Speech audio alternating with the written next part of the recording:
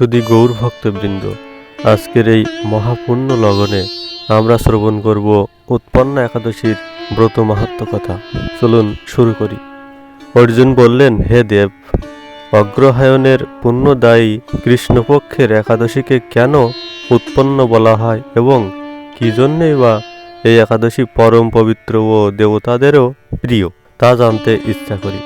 আপনি কৃপা করে আমাকে তা বলুন। শ্রী ভগবান বললেন, হে পৃথাপুত্র, পূর্বে সত্যযুগে মূর নামে এক দানব ছিল। অদ্ভুত আকৃতি বিশিষ্ট সেই দানবের স্বভাব ছিল অত্যন্ত কোপন। সে দেবতাদেরও ভীতিপ্রদ ছিল।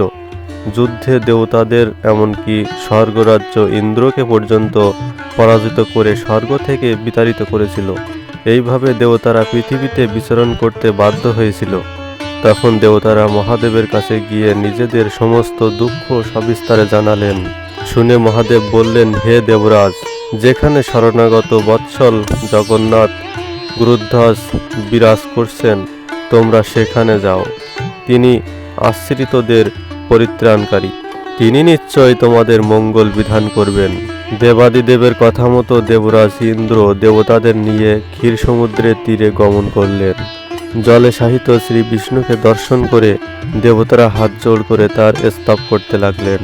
স্তুতির মাধ্যমে নিজ নিজ সৈন্য ও দুঃখের কথা তারা ভগবানকে জানালেন। ইন্দ্রের কথা শুনে ভগবান নারায়ণ বললেন, হে ইন্দ্র, সেই মূর দানব কিরকম, সে কেমন শক্তিশালী তা আমায় বলো। ইন্দ্র বললেন, হে ভগবান, প্রাচীনকালে ব্রহ্ম বংশে তালজঙ্গা নামে এক অতি পরাক্রমী অসুর ছিল। তারই পুত্র সেই মূর অত্যন্ত বলশালী, ভীষণ উৎকট ও দেবতাদেরও ভয় উৎপাদনকারী। সে চন্দ্রাবতী নামে এক পুরীতে বাস করে। স্বর্গ থেকে আমাদের বিতাড়িত করে তার স্বজাতি কাউকে রাজা, কাউকে অন্যান্য দিকপাল রূপ প্রতিষ্ঠিত করে এখন সে দেবলোক সম্পূর্ণ অধিকার করেছে। তার প্রবল প্রতাপে আজ আমরা পৃথিবীতে বিচরণ করছি। ইন্দ্রের কথা শুনে ভগবান দেবদ্রোহীদের প্রতি অত্যন্ত ক্রোধান্বিত হলেন। তিনি দেবতাদের সঙ্গে চন্দ্রাবতী পুরীতে গেলেন। সেই দৈত্যরাজ শ্রীনারায়ণকে দর্শন করে পুনঃ পুনঃ গর্জন করতে লাগল। দেবতা ও অসুরের মধ্যে তুমুল যুদ্ধ শুরু হয়ে গেল। যুদ্ধে দেবতারা পরাজিত হয়ে এদিক ওদিক পালিয়ে গেল। তখন কুরুক্ষেত্রে শ্রীনারায়ণকে একা দেখে সেই দানব তাকে দাঁড়াও দাঁড়াও বলতে লাগলো। শ্রী ভগবানও ক্রোধে গর্জন করে বললেন, রে দুরাচার দানব, আমার বাহুবল দেখ।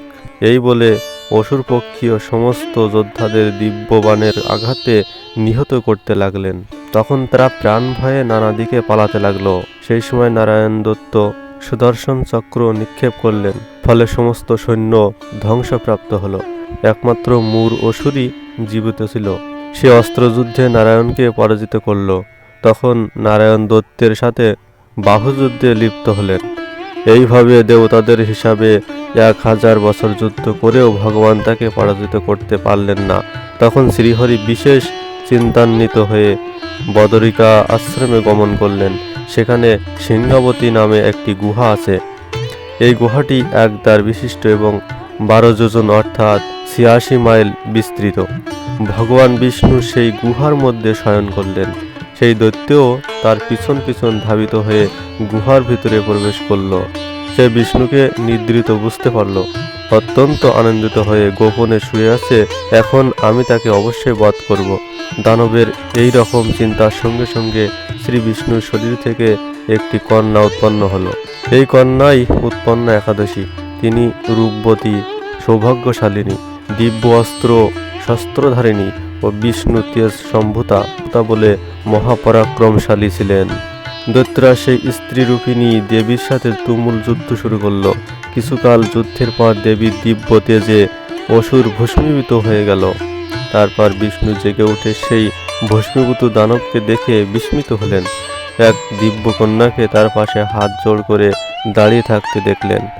বিষ্ণু বললেন, হে মহাপরাক্রান্ত উগ্রমূর্তি, এই মূর দানবকে কে বধ করল? যিনি একে হত্যা করেছে তিনি অবশ্যই প্রশংসনীয় কর্ম করেছে। সেই কন্যা বললেন, হে প্রভু, আমি আপনার শরীর থেকে উৎপন্ন হয়েছি। আপনি যখন ঘুমিয়েছিলেন তখন এই দানব আপনাকে বধ করতে চেয়েছিল। তা দেখে আমি তাকে বধ করেছি। আপনাদের কৃপাতেই আমি তাকে বধ করতে পেরেছি। এ কথা শুনে ভগবান বললেন, আমার পরাশিক্ত তুমি একাদশীতে উৎপন্ন হয়েছ। ত্রিলোকে দেবতা ও ঋষিদের অনেকবার প্রদান করেছি। হে ভদ্রে, তুমিও আমার মন মতো বর প্রার্থনা করো, আমি তোমাকে তা প্রদান করব।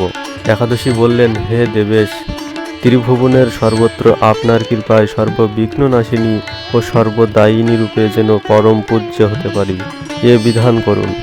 আপনার প্রতি ভক্তিবশত যারা শ্রদ্ধা সহকারে আমার ব্রত উপবাস করবে, তাদের সর্বসিদ্ধি লাভ হবে, এই বর প্রদান করুন। বিষ্ণু বললেন, হে কল্যাণী, তাই হোক। উৎপন্ন নামে প্রসিদ্ধ তোমার ব্রত পালনকারীর সমস্ত ইচ্ছা পূর্ণ হবে। তুমি তাদের সকল মনোবাসনা পূর্ণ করবে, এতে কোনো সন্দেহ নেই। তোমাকে আমার শক্তি বলে মনে করি, তাই তোমার ব্রত পালনকারী সকলে আমারই পূজা করবে। এর ফলে তারা মুক্তি লাভ করবে। তুমি হরিপ্রিয়া নামে জগতে বিখ্যাত হবে। তুমি ব্রত পালনকারীর শত্রু বিনাশ, পরম গতি দান এবং সর্বসিদ্ধি প্রদান করতে সমর্থ হবে। ভগবান বিষ্ণু এইভাবে উৎপন্ন একাদশীকে বরদান করে অন্তর্হিত হলেন। সমস্ত ব্রতকারী দিবারাত্রি ভক্তিপরায়ণ হয়ে এই উৎপন্ন একাদশীর উৎপত্তির কথা শ্রবণ কীর্তন করলে শ্রীহরির আশীর্বাদ লাভে ধন্য হবে। শুধু ভক্তবৃন্দ, আপনারা কে কে এই উৎপন্ন একাদশী পালন করছেন অবশ্যই কমেন্টে জানিয়ে যাবেন। হরে কৃষ্ণ, জয় শ্রীহরি।